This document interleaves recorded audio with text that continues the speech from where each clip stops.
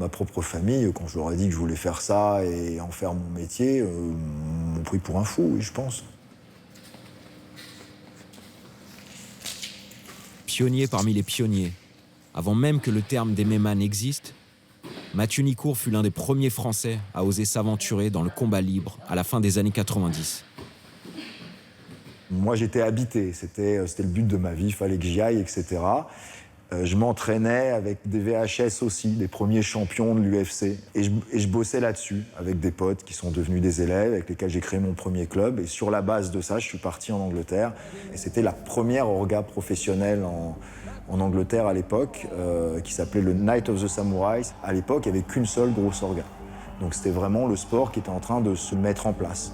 Personne n'avait d'expérience dans le sport MMA qui n'existait pas ou depuis très très peu de temps, mais il avait déjà beaucoup d'expérience dans d'autres sports de combat. On m'a dit tu vas te faire tuer machin, puis je me suis dit bon bah je tente.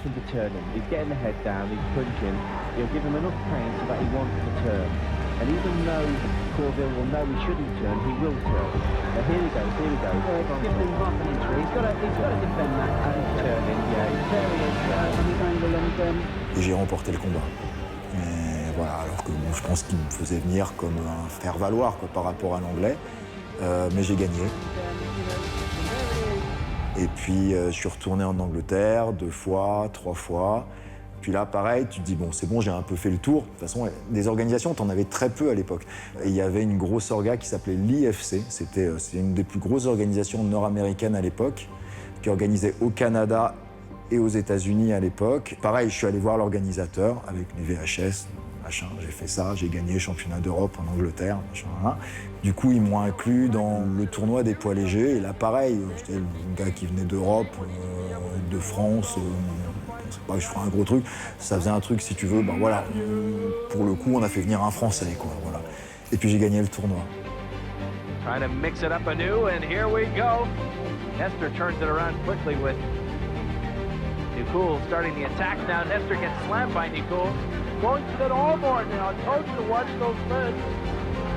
Nestor is going to turn out. Nicoul going from one submission attempt after another. And he's getting it. Look at that. It's a tap out.